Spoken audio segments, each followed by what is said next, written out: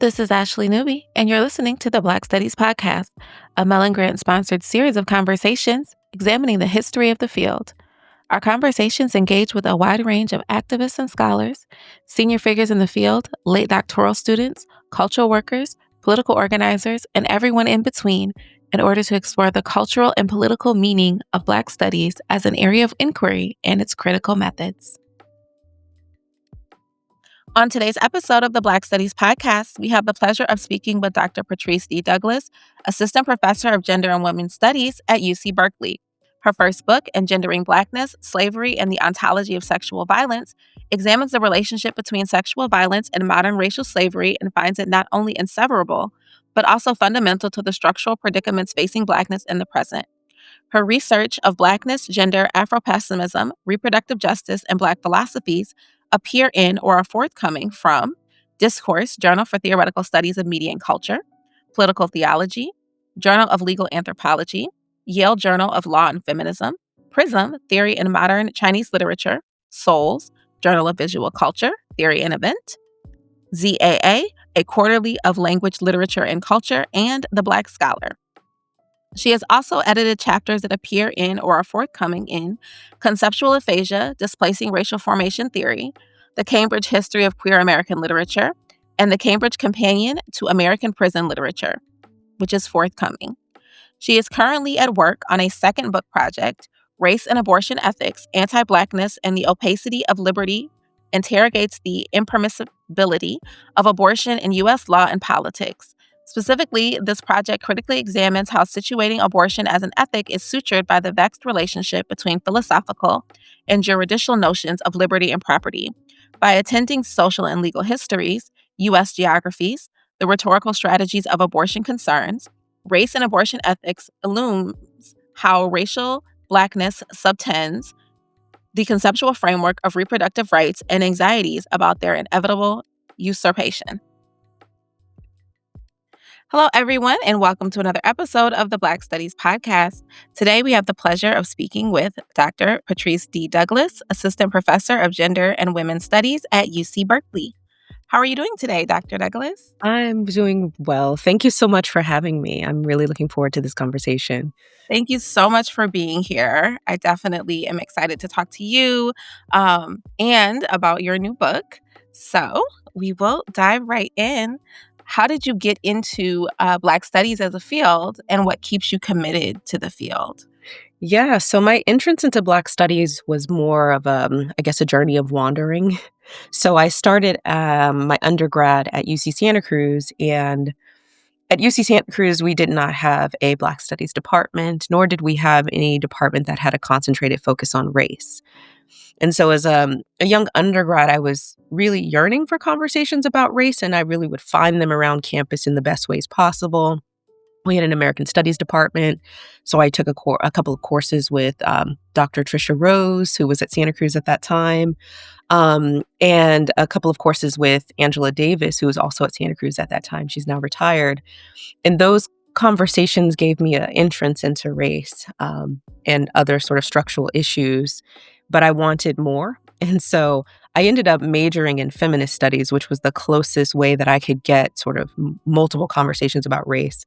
But I left undergrad still yearning for a conversation explicitly about Blackness. And so as I ventured into graduate school, I entered into an ethnic studies program, and in that program had some conversations about Blackness, but I continued to feel within myself that a more centralized and broad conversation that was explicitly Black studies focus was what I really needed in order to be able to ask questions that felt satisfying to me. And so I ended up not actually in a Black studies program, but a program that was being critically run by Black studies thinkers, which is culture and theory at UC Irvine.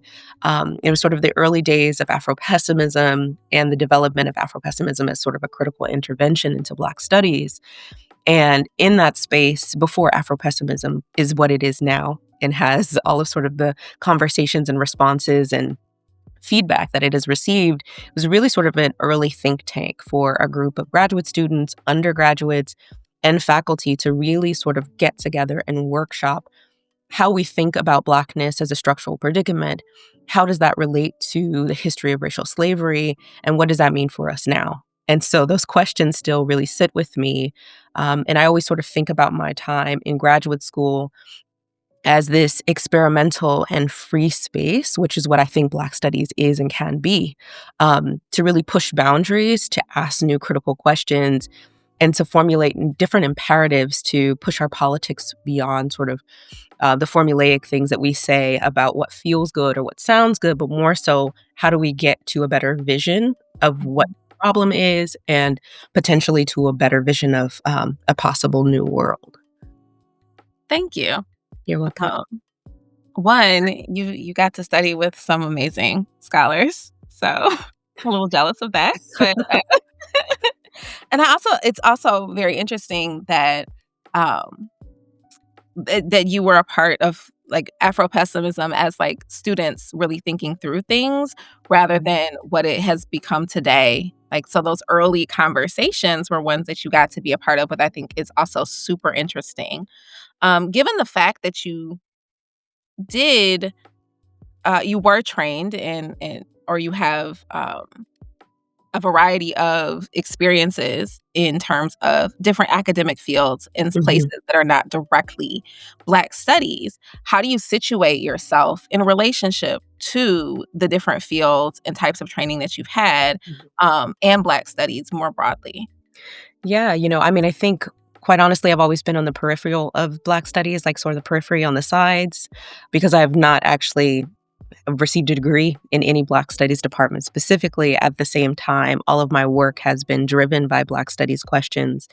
And so I think that is also how my projects situate themselves, which is it they may not speak directly to sort of a Black studies curriculum per se, but nonetheless are thinking about Black studies questions in relation to and in conversation and counter distinction to conversations happening in other fields. And so um in my book, Engendering Blackness, the central concern is racial slavery.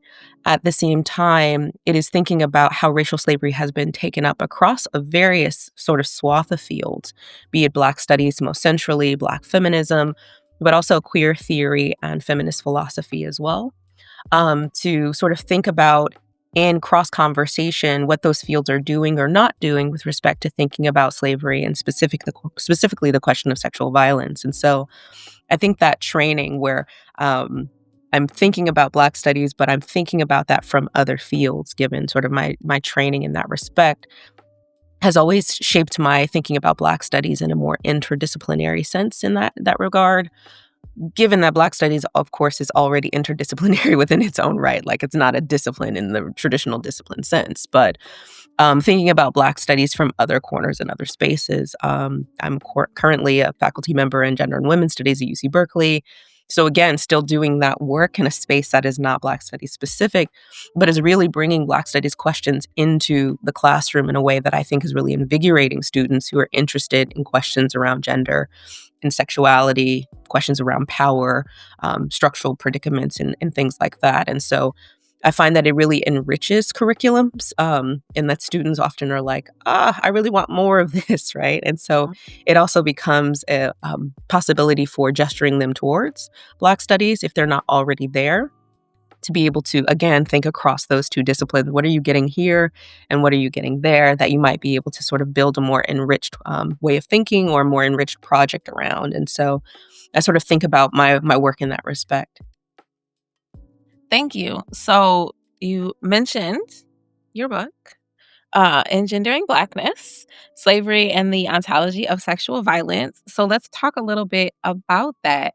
Um, so I know that there are several um, assertions and interventions that your book is making in thinking about what it meant, what's racial slavery is, what the category of slave meant, Mhm. particularly in comparison to, like, human, um, and how sexual violence permeates our understanding or maybe should permeate our understanding of what the Mhm. category of slave was or and its lasting implications. So, do you wanna speak a little bit about how you kinda came to the arguments that you're making in the book, um, and who you're drawing on to push us further than we have been in terms of thinking about the role of sexual violence in understanding the condition and the um, conceptualization of what racialized slavery was.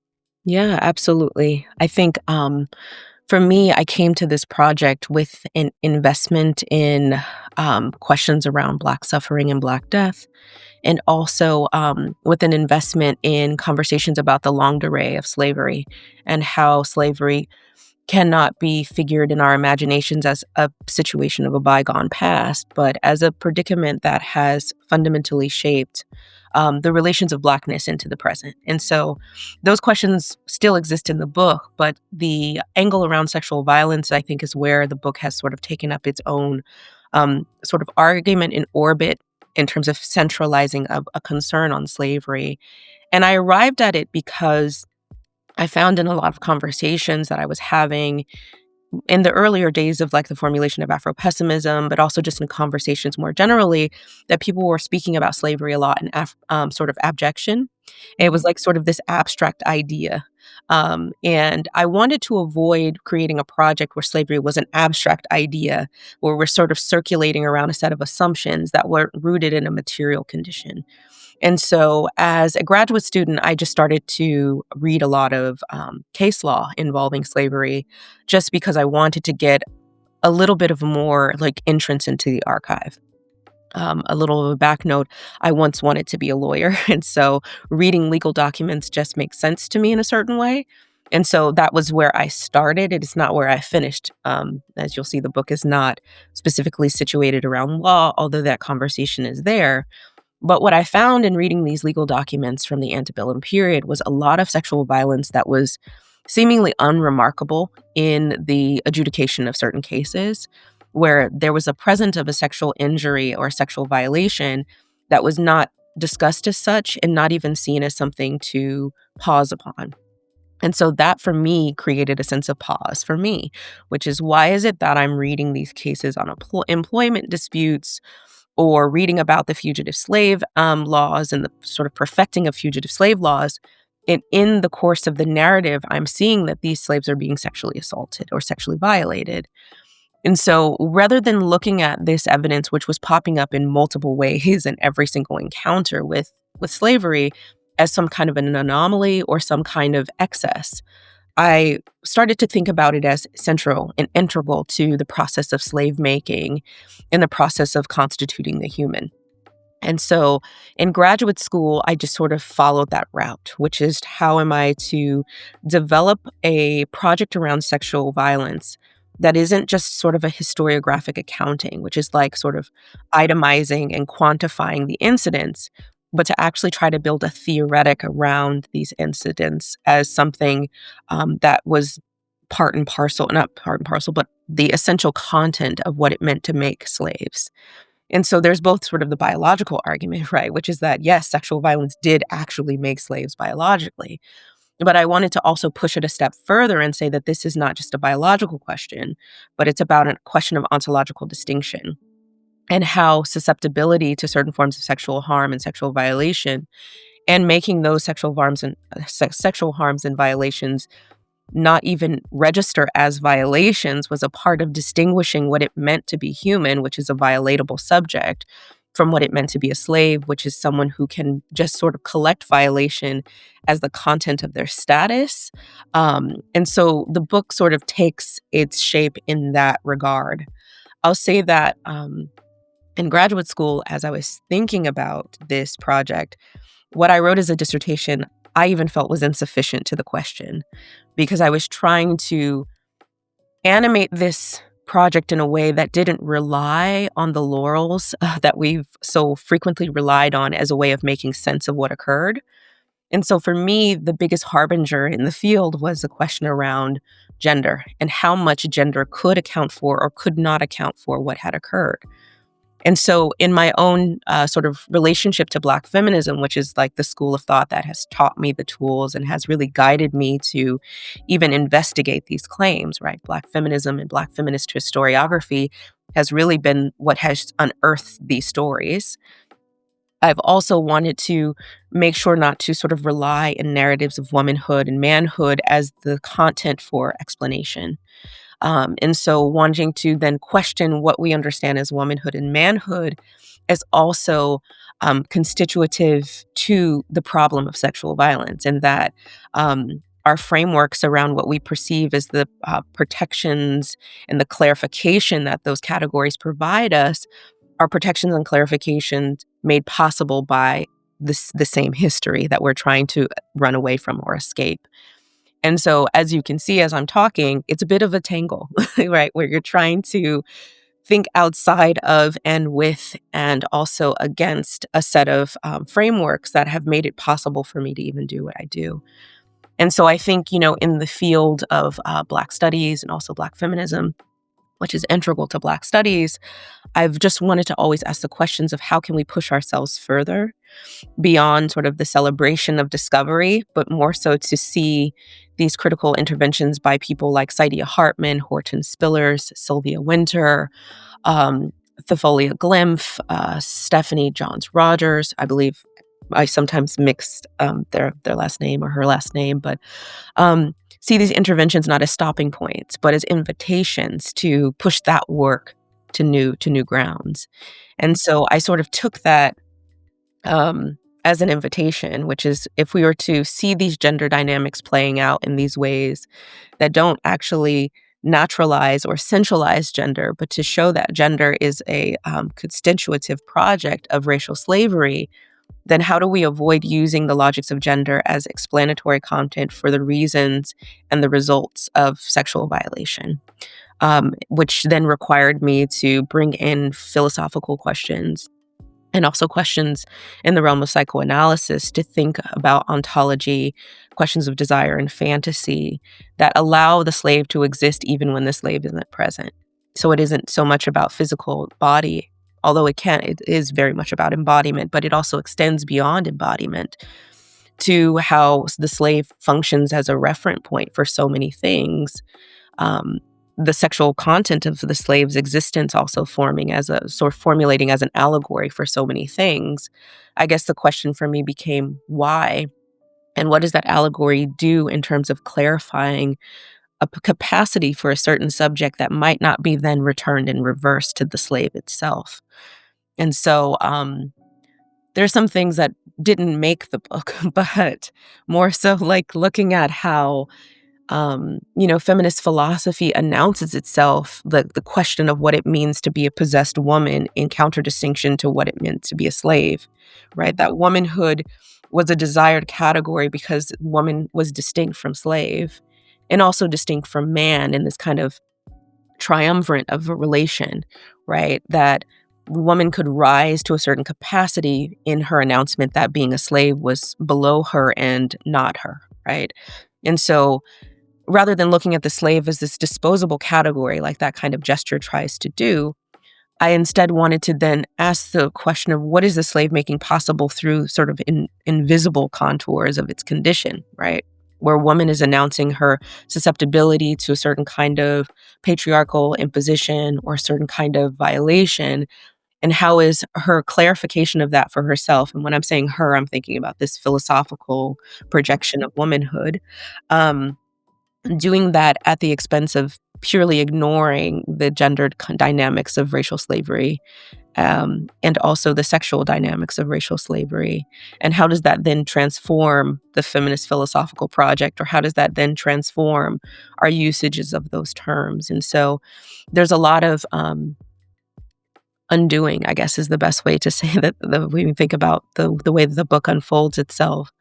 And in that undoing, I'm hoping to generate new potential questions and generate new conversations about how do we not sort of finalize slavery as something that's done or dead and done, as it's often described, as something that ended, something we can reflect upon, but, has already been sort of closed and sealed, and see that those fetters of slavery exist in our own self-understandings, the constitution of relationality within the world that we still inhabit, and that we are, as Saidiya Hartman says, coeval with the dead, and that we are not distinct from them in that respect. And so, um, that's a very sort of long way of getting to the book, but it really was a complicated thought exercise, is the best way that I can explain what has unfolded in that text, and one that I feel at peace with in the end of producing. That I think that it covered the ground that I was hoping that it would. So, one, thank you for the explanation. Um, I definitely think that the ways in which, like as you said, there is a lot that you were doing in this book, and there's a lot of um, frameworks and definitions and understandings and common allegories and metaphors that you're speaking back to and challenging in the ways that um, are commonly understood. I did find it really, really interesting, the idea that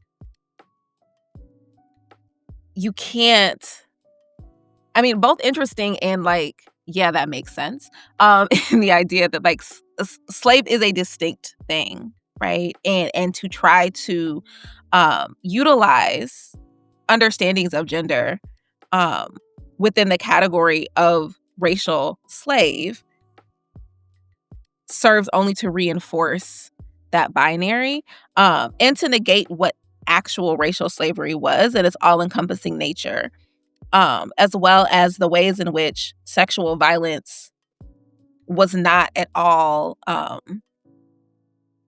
it was just a part of it. It wasn't extraordinary, and it wasn't even necessarily um,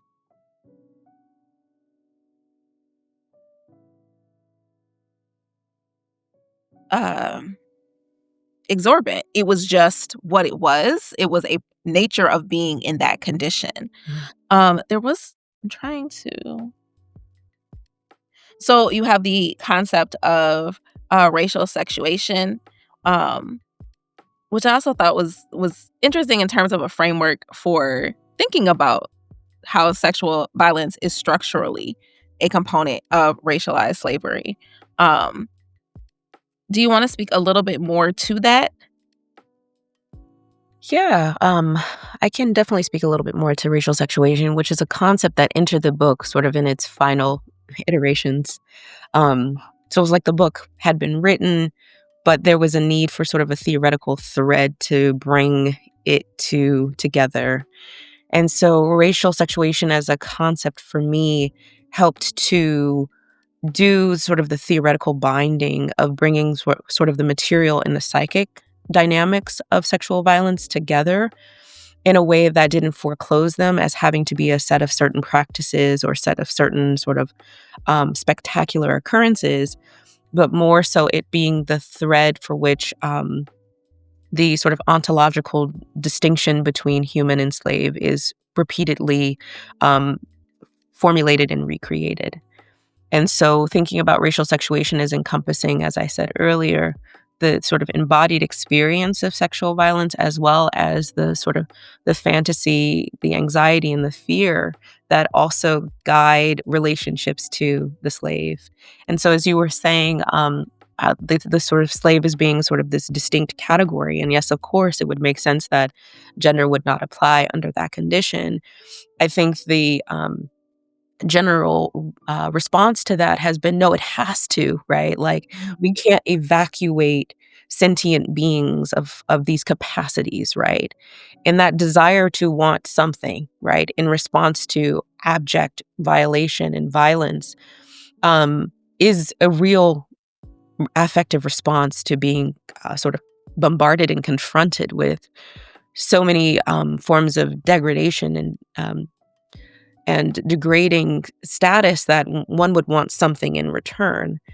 And you're correct when I'm saying that gender is not the solution to that, nor is it the appropriate response, because it does double down in the binary as essential and as somehow natural or uncontestable, without thinking about the binary as being made valuable and desirable because of what happened to slaves. Mhm.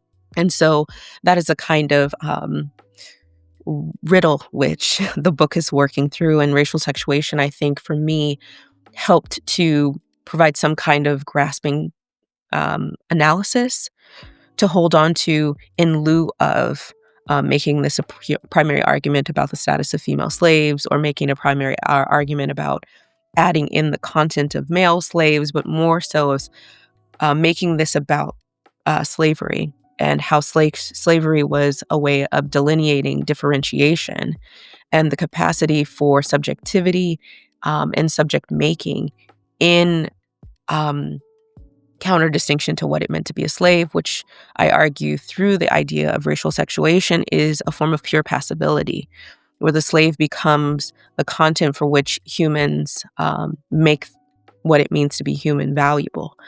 By creating what I think is perhaps one of the most profound Western philosophical predicaments, which is the knee-jerk reaction to exclaim very vehemently that I am not a slave, um, which is a response that a lot of people have both politically and also interpersonally when feeling certain kinds of constraints.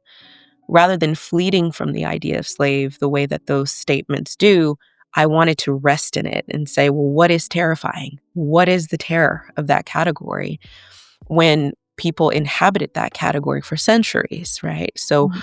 what does it mean that we are so repulsed by it? And instead, I wanted to sit in that repulsion and ask, well, why would it be that way? And I think it has to do with the question of racial sexuation, but also with the I guess the best way to say it is the absolute sheer vulnerability of being a slave, where there was no guarantee of protection.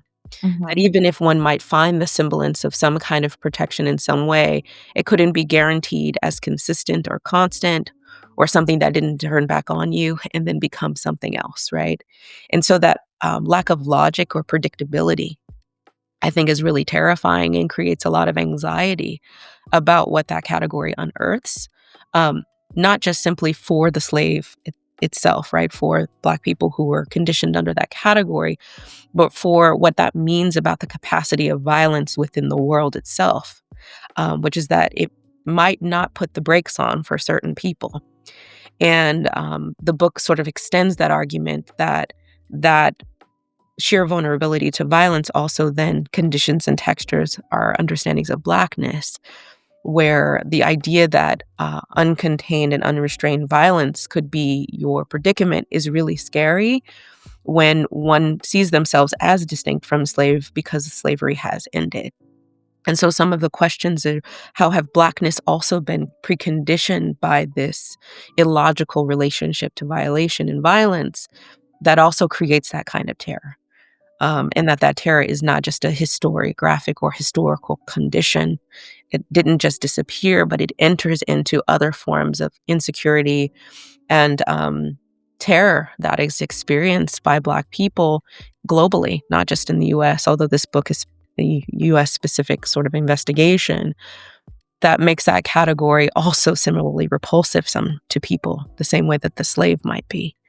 And so the book, in that sense, I think it's important to say, functions allegorically, um, where slavery isn't about the past, but it is about our current investments, and asking us questions about how deep those investments lie within the logics of slavery, and how we might fashion ways to break from them. Thank you. Um, yeah, I appreciate that. I appreciate the elaboration on um, the term and how the term helps to weave together the different arguments that are being made here. Overall, it's definitely something that obviously stood out to me because it is that um, key understanding that helps to kind of see everything else that you include. And I also think it really speaks to the idea of uh, whether or not we have a proper language to speak about Black suffering, right? And how the comparison that is often made, as you said, like that fear of being in the category of slave makes so many people push against it, um, without necessarily fully vocalizing or even understanding, right, all Mhm. that that category contains and means. Mhm. Um, so I appreciated that, and as somebody who is very much interested in how we talk about things and the language that we use to describe things, that was very interesting to me. So go ahead. Oh, I was just thinking about when you were saying allegory. It was making me think about how Blackness also functions in that allegorical sense for a lot of people, which is actually a way that I got drawn towards Black studies because, being sort of trained in an ethnic studies model, I find I found oftentimes that the narrative of racialization for non-Black groups of people always sort of counterposed it to the suffering of Black people in an empty gesture, where I didn't learn anything new about Black suffering, but I just knew it was haunting and bad, and that propelled some kind of repulsion that launched a new group of people into a different set of racial questions or racialization. And so I wanted to know what that allegory was doing for people and how it continues to crop up, both sort of in the disciplinary announcements of race studies more proper, but also just in the general colloquial speech of everyday people, where, there are all these viral moments that happen these days. And when people are being violated in ways they think are unjust, that they just slip of the tongue say, I'm being treated like a Black person. And you're like, well, then what does it mean to be treated like a Black person, right? So the book is also trying to deal with that question as well. As one that I bring up to my students a lot. Those viral moments are teachable in ways that I wish they weren't, but they are, to get us to think about what we perceive that allegory is achieving. And why is it that Blackness maintains this consistency as the sort of opposing situation or predicament? Um, and I find that that question is generative for a lot of people, not just in the US, but that these conversations are happening globally. And that, I have people that I work with who are in Brazil and others in South Africa, some people in Germany who are also trying to think about the kind of referent that Blackness plays in relation to the announcement of different subjectivities across geopolitical spaces, right? And so I am a US scholar and I am trained sort of in an American historical context. And so, in that sense, that is the limits of my book itself. But I think that the work itself can speak more broadly in how these racial antagonisms cross borders and appear differently so, but under sort of similar structural containments as they do perhaps here in the US. And so I've found that these conversations can be generative, not just in terms of thinking of US slavery, but also thinking about the structural condition of Blackness writ large in different global environments. That's one that I think that that is also um, super like that's necessary, right? To have those conversations about Blackness, not just in the US, and to think about that structural nature in other places as well.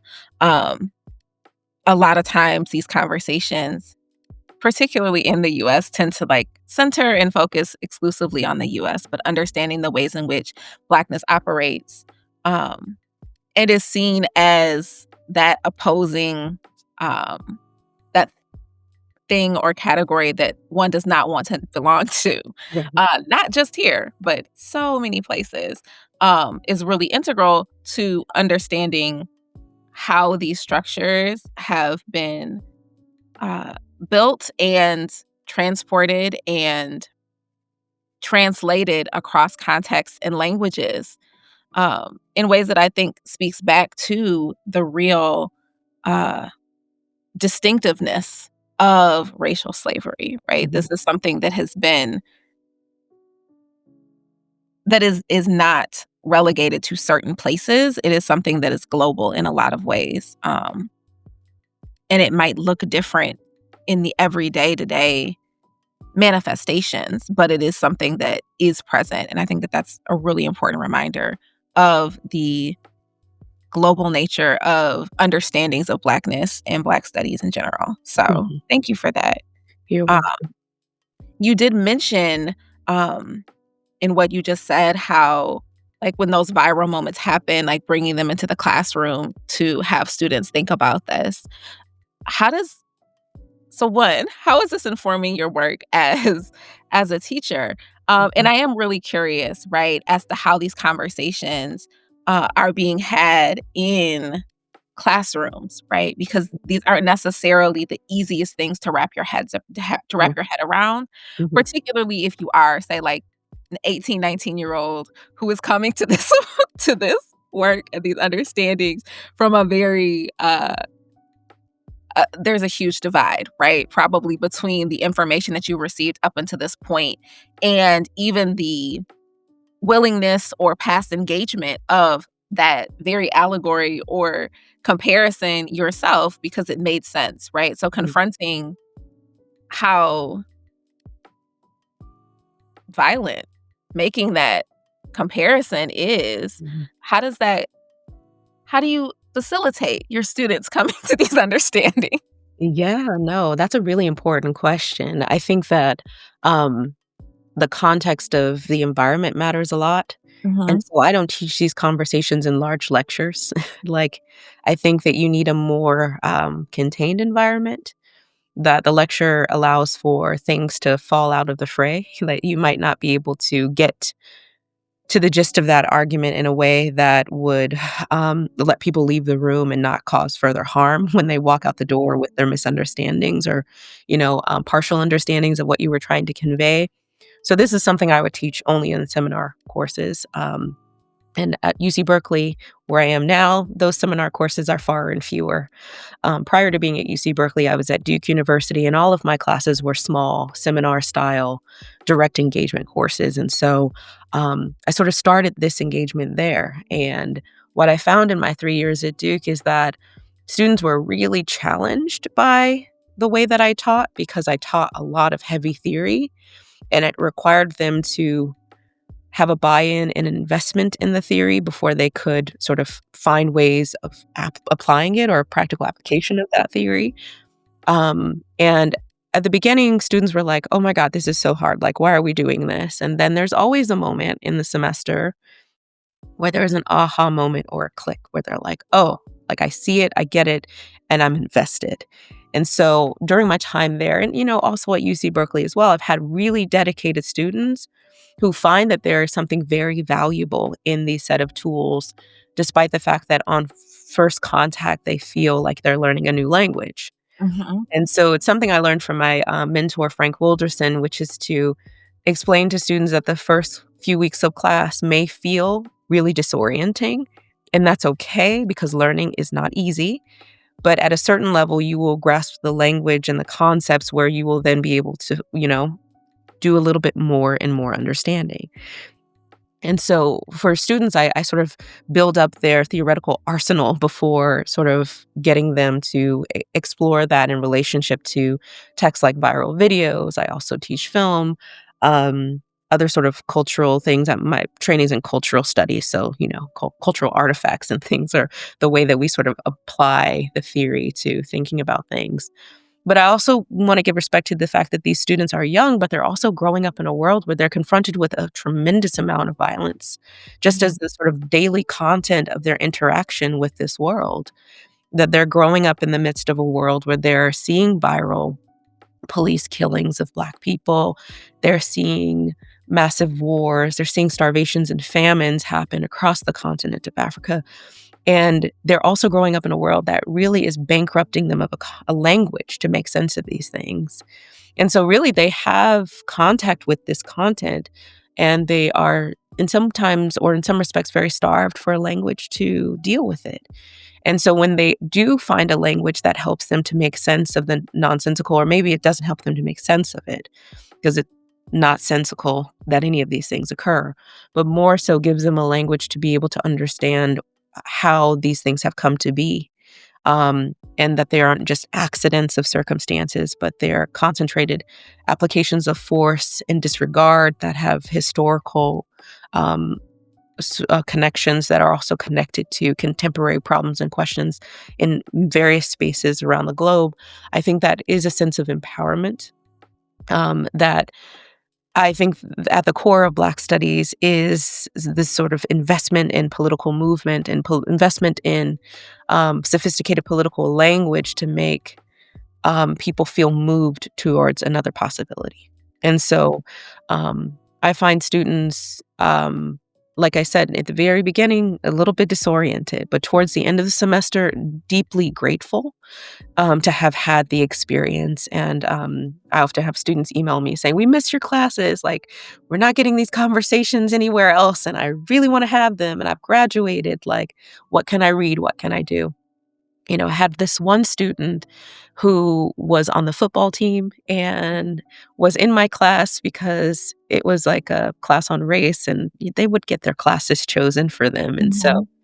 they would try to place them in classes that, had some kind of personal relevancy, but also were assumably going to be easier courses so that they could streamline through the process. And so this student came into my class. He was assuming that this was going to be a clear shoot to an A, and his world was rocked. It was a class on Black feminism, and he stayed behind. He was the only or the only student that identified as a man in that class. And he stayed behind and he was quiet. He didn't say very much the entire semester. And then I got an email from him, and it was the most heartfelt email I had ever received from a student, where he said, "I didn't know what to think of your class. I was overwhelmed. It was challenging me in all of these ways that I didn't know that I could be challenged or that I should be challenged. But, your conversations around Black feminism had me think about the predicament of my mother and my sisters differently. And I could then start to see how the world had conditioned certain circumstances of things that they'd experienced." And so he's like, "I left your class and I really couldn't stop thinking about all of these questions." And he's like, "I know I didn't talk much, but I was present, like I was there." And he just wanted a list of things to read. And so he was like, "I'd gone into this corporate job. I didn't really follow the football track, and I'm still feeling dissatisfied. Can you send me a reading list?" And so I sent him a reading list, and he was profusely grateful for it. And then he emailed me again, and he was considering graduate school. And I was like, there's a whole range of, impact that the kinds of questions you're bringing from a sports background can have on Black studies. Mhm. Connecting those things to theoretical questions, like there's a range of possibilities for you.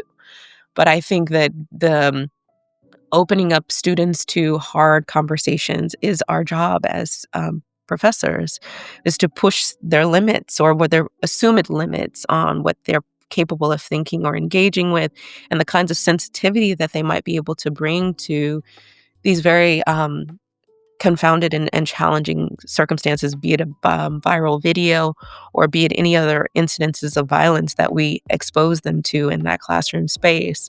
And so I started teaching actually as an undergraduate in the Intro to Feminist Studies course at UC Santa Cruz. It was designed where Bettina Aptheker would teach this large course, and then she would choose a series of undergraduates to do the TA-ship or the graduate student instructor positions for. We were all ill-equipped, but very enthusiastic and excited about it. And I remember I was teaching, and I was just so frustrated because I was like, "I don't think they're learning anything." And I was talking to my thesis advisor at that time, Gina Dent, and I was like, it's not coming across to them." And she gave me this important thing that has always really stuck with me, which is she was like, "You don't know when it might impact the student, the things that they're learning. They might, it might impact them in the classroom, or it might impact them 7 years down the line when they encounter something in the world that brings them back into that space. And then they remember what they learned in class with you." So you can't force people to have an awakening. Like, you just Mhm. do what you do and you go home at the end of the day.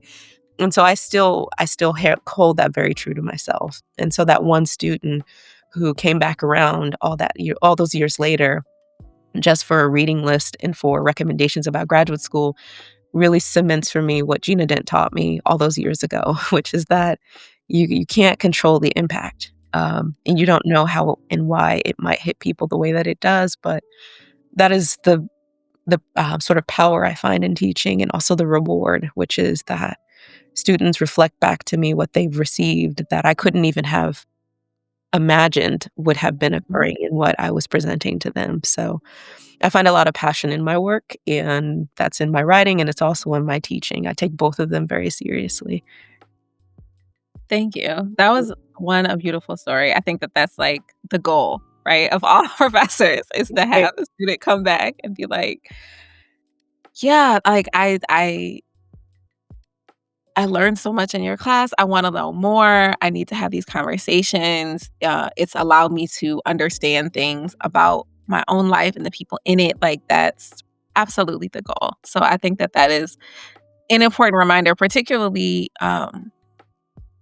right now in this particular moment that we find ourselves in historically, that these things, just because you don't see Mhm. in the classroom, an understanding or a connection does not mean that it's not going to happen. It does not mean that you are not equipping or providing your students with a toolkit that will be helpful to them Yeah. moving forward. Um, and that they, at some point, may or may not acknowledge to you, Mhm. but it's there and they can draw on it in ways that are needed for us to, for all of us to understand all of the things that are happening Yeah. constantly right now. So, thank you. Absolutely. No, and one thing about that one student is I was convinced that he was, like, gaming the entire time he was in class, so it's also a story about, being generous with people and how they show up and not assuming the worst of them. I don't usually, like, call students out or, like, ostracize them in front of their peers, it's not my style, but I was peeved a little bit. I thought that he was, like, doing some gaming while he was in class, but however he needed to learn was Mhm. how he was processing in that space, and he definitely illustrated that, he may not have been showing up in a way that looked traditionally astute in how students are expected to be, but he was there. He was present. That is also an important reminder, because yeah, sometimes it is easy to make that assumption Mhm. and be upset. Right, absolutely. So, you have s okay, so for the next 2 questions, I kinda think that, like, your book is a response to them, Okay, actually, directly, but I'm gonna ask you. okay. So what interests you most about the past of Black studies? Yeah, I think Black studies has been a profound intervention in the sort of conventions of disciplinarity, that Mhm, it is allowed for not only interdisciplinary, like, investigation and tools, but it's also anti-disciplinary investigation and mhm, tools. I think that that has truly fundamentally transformed the academy as we know it. Um, Another one of my mentors, my dissertation advisor, Jared Sexton, has this line that I quote in something that I wrote, and I'm not gonna remember it verbatim, but basically he says something to the effect of, "Any thinking as far as it is thinking is Black studies, like, Black studies is thinking." And to me, that is the history of the discipline. I think that, the discipline forcefully asserted itself in the academy. It didn't just arise out of sort of the way that the university sort of imagines importance, right? So, like, right now, we're existing in a space where computer sciences and artificial intelligence are just taking over naturally, right? Black studies didn't enter the university that space in that way. It involved political action, student rebellion, student protest, and a forceful insertion that this is important and it is critical as much as it is essential for us to think about the world. And so that kind of radicality continues to speak to me in my work, which is to be anti disciplinary, to um, break through boundaries, to think about things anew, and to continue to assert without question that thinking about histories that involve Black people or thinking about conditions, even contemporarily, that involve Black people are not just sideline conversations, but they are integral to us understanding the mechanisms of power that orient this world. mhm, And so, for me, in that respect, that sort of impetus for the creation of Black studies, the experimental nature of those. early days of Black studies, like the creation of the Black studies, or I'm sorry, the Black Scholar as a journal. If you go back and you read some of those earlier conversations, it's purely experimental, where there are these academic forums having conversations about gender and about social movements and politics, the relationship of the university to prisoner struggles, Black political struggles on the street, like all of these things are occurring, I would argue, for the first time in the American Academy in that way. Mhm. And to me, those things are not only just reflective to a history that's gone, but it's also sort of central to my own drive to do the work that I do in respect of honoring that tradition and expanding that tradition in ways that I think are essential. Thank you. So, building on that, what Okay. excites you most about the present and future of Black studies? You know, what excites me most are the students that I encounter, graduate students and undergraduates. I feel like they are experiencing this moment in Black studies that is expressively sort of leaning towards critical theory.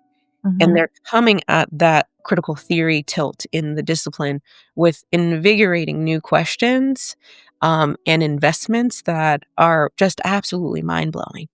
And I find that students are really where the work of the field starts to take shape. That, as we get our jobs and we get bogged down in the constraints of those jobs, there are limits placed on our imagination. And of course, we do our work, we write our books and things like that. But where that curiosity and experimentation is really happening is within the study groups that graduate students and undergrads are having, within the creation of their projects and the kinds of boundaries that they're trying to push. And so I see a lot of students in Black studies currently really pushing against the frameworks of psychoanalysis, really amplifying and challenging certain understandings of Marxism, where they're bringing those disciplines to bear on having to be accountable to Black studies in a way that I think is really important. Um, it's also work that I'm not the best at doing, so it's really great to see them carving their own lanes and developing a language of engagement that is specific to their own desires and concerns. Um, I also think that, generally speaking, with the way that my book arose as a graduate student who felt that investigations of history were insufficient and we still needed to go back and engage differently, that we couldn't just call it a closed book, I still see those things happening as well, where I'm working with a graduate student right now who may be switching their project. So this might not be set in stone, but was really drawn to graduate work, having gone to law school, and finding that there was a celebration around certain advances in kind of queer legal history with Lawrence v. Texas and other sort of advances in the LGBTQ plus movement, maybe not queer movement, where at the heart of those cases were incidents of Black violation that had just been dissolved. Right. So in Lawrence v. Texas, there was a Black man who was involved in some kind of what is projected as is a lover's quarrel of some sorts. But one of the lovers, who was a white man, called the police on them and said that there was a Black man with a gun and essentially tried to have him killed. But then this becomes the celebration of anti-sodomy laws, right? And so that student being invigorated to go back and challenge the way that that legal history had been framed and celebrated as one that is vehemently anti-Black and produced on anti-Black phobias and fears. And not just that that is ignored, but that's at the heart of the celebration, when you still have these sort of adverse conditions of Black queer life that don't match up with the celebration. And so those things for me, I think are really exciting. Um, I also just find that the affect students bring into my office when they're like, "I have an idea," that to me is that is also the future and the current standing of the field, where that excitement to ask a question differently or try to see something anew is really what keeps the field growing in the midst of aggressive financial cutbacks from universities in the midst of a federal government that is trying to erode these kinds of fields, as sort of, not sort of, but seemingly trying to deem them as inessential or no longer necessary. These students demonstrate day by day the necessity of the fields and the essential nature of these fields and how they will not disappear because they exist within the curiosities and the minds of people who are doing the work. And so we're not going anywhere. We might not get a lot of funding, but we're certainly not going anywhere. And I believe that, regardless of how corporatized the university becomes, the students still demand this kind of learning. Mhm.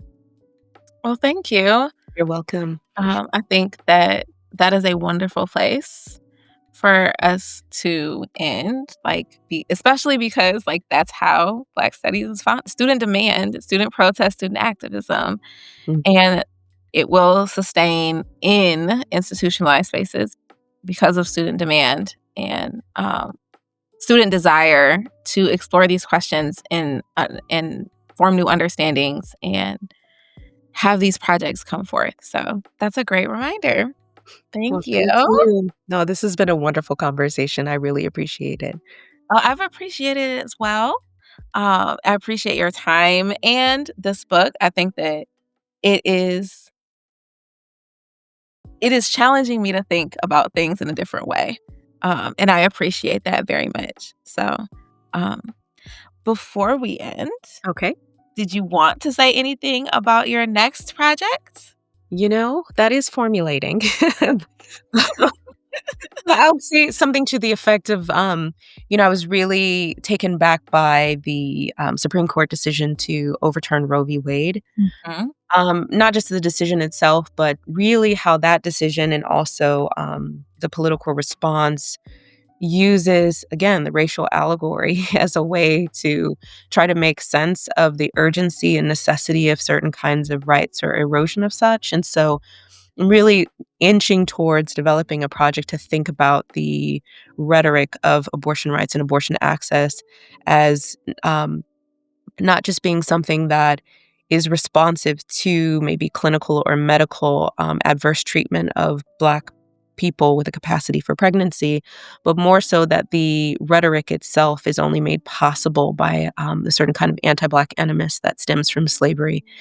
And so it is definitely in its earlier phases of development. It'll be interesting that once the project sort of develops itself, what it turns into be versus what I just said, or turns out to be versus what I just said. But I'm in the research and sort of early writing phases of that project, and so I'll still be sort of toting the line between the work on sexual violence and now switching into questions around reproductive rights and an abortion rhetoric. But I think they all sort of frame a circle Mhm. because um, the intended and often unintended consequences of rampant sexual violence is reproductive questions that emerge from the the births and the pregnancies that arose from sexual violation. And so I think that while the questions for this project may begin in our present tense, they do lean back towards slavery also in a way of thinking about the kind of reproductive disregard that was written into the racialization of um, the slave as sort of a permanently birthing body, but also not granted the capacity or integrity of motherhood or any of the other sort of distinctions that would sort of, and it's hard to even make that argument because mothers just generally are not respected, but, or at least not granted protections, but there's a certain capacity within that category that the slave was completely evacuated of, that this book is trying to make a cross sort of teleological conversation about. So stay tuned. There's more to come in that respect. Well, and I know, right, based upon your first book, that it will once again be a project that challenges us all to think more critically about the ways that we talk about these issues, the allegories and comparisons that are being made, um, and the impact that racial slavery has on how we frame reproductive care, today. And I think that it's supremely important, not just because we've had so much um, continued devastation of Black people who give birth due to reproductive issues and the denial of reproductive rights. But this is only increasing. So Absolutely. Absolutely. thank you so much for your time and for the supremely important work that you're doing. I hope you have a wonderful and somewhat relaxing summer in the midst of all of the things academics do over the summer. Absolutely. Yeah. I am trying. This summer, I am intentionally trying to relax, with a book coming out and all of the labor that has gone into that. I have set aside for myself nothing but time to just breathe a little and be a little bit more free before the semester kicks off in August. Right. Which is fast approaching. We're So almost fast. The time just disappeared somehow. Thank you so, so much again. Thank you. This has been wonderful. I have truly enjoyed it. And thank you for being here. However, I really appreciate it. And well, hopefully connect with you in some other way at a different space and time. Absolutely.